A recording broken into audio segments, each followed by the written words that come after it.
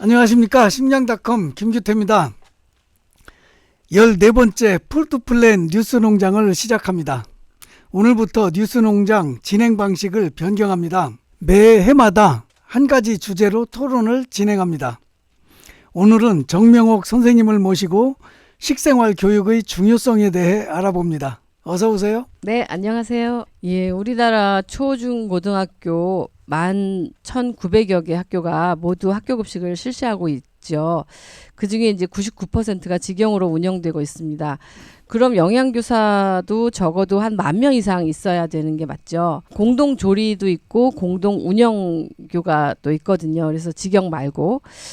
그래서 이제 약간 학교 수하고 똑같진 않지만 그래도 그 한 10,000명 정도, 11,900개 학교 중에 10,000명 정도의 영양교사가 필요합니다. 법적으로 따지면.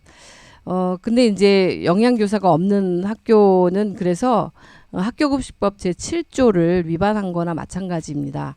그래서 법에 학교급식소에는 영양교사와 조리사를 배치하도록 규정돼 있거든요. 그런데 상황은 그렇지 않습니다. 현재 전국의 영양교사 배치교는 7,000개 학교가 안 돼요. 나머지 3,000여 명은 영양교사가 아니라 이제 비정규직 영양사인데요. 이건 되게 복잡한 문제입니다.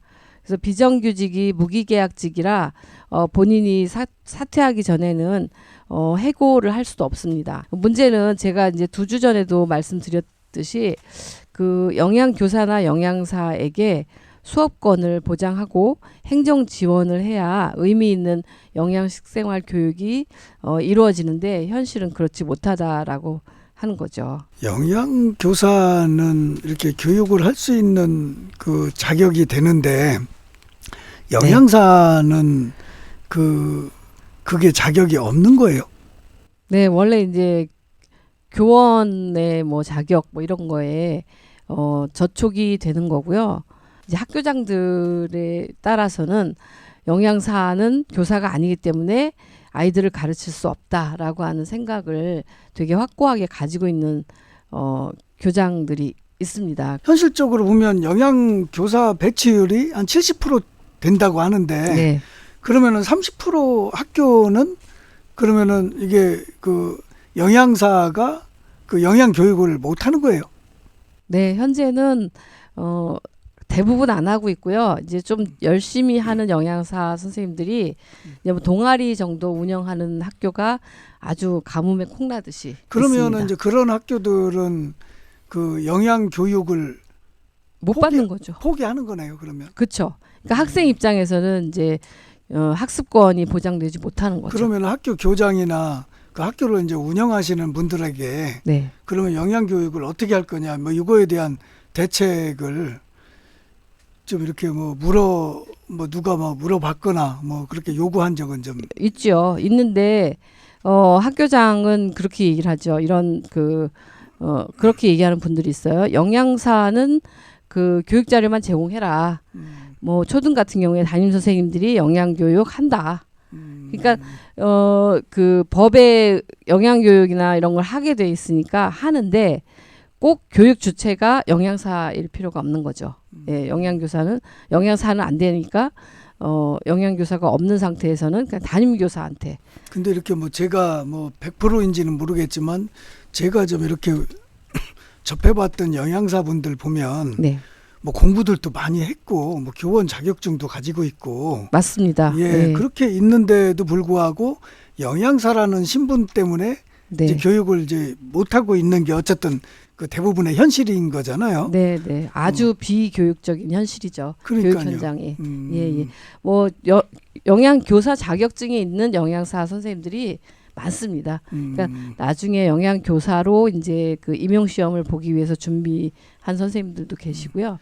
예, 그렇습니다. 그러니까 그 뭐 담임 선생님이 아무리 이제 교육을 한다 하더라도 그렇죠. 한계가 있죠. 예, 그 영양사만큼 그런 교육을 할 수 있을지도 의문이고.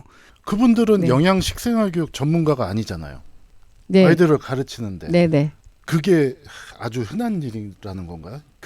영양교사가 없는 학교는 너무 많은데. 영양사 선생님이 자료를 준비해서 담임 선생님한테 전달을 하고 담임 선생님이 좀 피상적인 교육을 하는 거죠.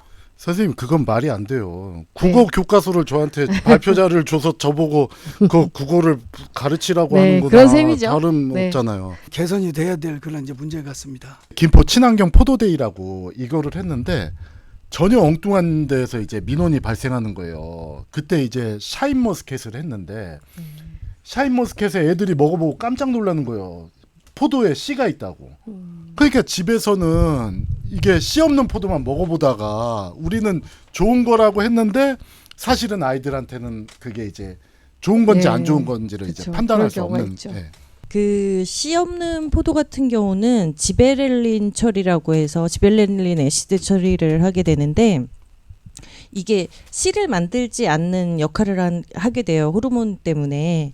그래서 이게 무농약, 우리는 경기급식에 저희 생산자들은 최소한 무농약 이상 단계의 그 농산물을 공급하게 되고, 근데 그 지베렐린이라는 그 호르몬은 농약으로 구분되기 때문에 아 농약이요. 네, 농약이. 네. 예. 화학 농약으로 구분되기 때문에 실제적으로 우리 친환경 농가에서는 이걸 사용을 할 수가 없어요. 그래서 친환경 포도들 특히 뭐 샤인머스켓도 있고 그다음에 뭐 머루포도든 뭐 여러 가지 포도들의 거봉도 요즘 씨 없는 것들 있잖아요. 그게 자연스럽게 씨가 없기는 자연에서는 자기 종자를 만들지 않기는 쉽지 않아요. 그래서 일종의 호르몬으로 만드는데 이 쥐가 사실은 그 곰팡이가 만들어내는 일종의 호르몬인데 요거를 농약화해 가지고 쓰는 거거든요. 영양사 선생님들이 알려주지 않으면 원래 포도는 씨가 없어도 되는 거야라고 생각할 수밖에 없겠구나. 예. 그러니까 저는 이제 영양 식생활 교육이 되지 네. 않고서는 아무리 좋은 걸 줘봤자 학생들한테는 그게 더 안 좋은 것이라 판단할 수 있다. 그렇죠. 불편하고. 지금 당장 고쳐지는 것은 교장의 생각이 바뀌는 게 맞고요. 이제 제도적으로 이게 안정적으로 가려면 아이들이 이제 안정적인 영양식생활 교육을 받으려면 일단은 초중등교육법의 시행령 43조가 교과예요. 그 교과에 급식이라고 하는 꼭지가 들어가야 되고요. 그러니까 그게 개정이 돼야 되겠죠. 근데 시행령 단위는 행정부에서 그 손 댈 수 있거든요. 근데 교육부가 지금 안 하는 거죠. 안 하는 이유는 교과마다의 그 이해관계가 다 있어가지고 급식을 교과로 만들면 큰일 나는 그런 지경인 거고요. 근데 이제 그게 하나가 바뀌어야 되고 이제 또 하나는 그 학교급식법의 그 학교급식법 시행령 8조가 영양교사의 직무예요. 그 직무에 급식 교육이라는 게 들어가야 되고요. 그 두 가지만 법이 개정이 되면 이게 둘 다 시행령이잖아요. 그것만 개정이 되면 제도는 완벽합니다. 학교급식법과 학교급식법 시행령 개정안을 만들어가지고 국회의원한테 제안을 했었어요. 제가 이제 재직했을 때. 근데 선뜻 받는 사람이 없더라고요. 그러니까 영양교사 집단은 요만큼인데 일반 교사 집단은 이만큼이잖아요. 밥그릇 싸움이 돼버렸어요. 예, 그러니까 이제 국회의원들은 이제 정치적으로 유권자가 많은 쪽으로 이제 쏠리잖아요. 그러다 보니까 선뜻 못 받더라고요. 이게 사실 밥그릇 싸움이 아니라 학생들을 생각해야 될 것 같은데요. 그 학생들을 위한 것. 예, 그래서 사실 저도 그렇게 생각해요.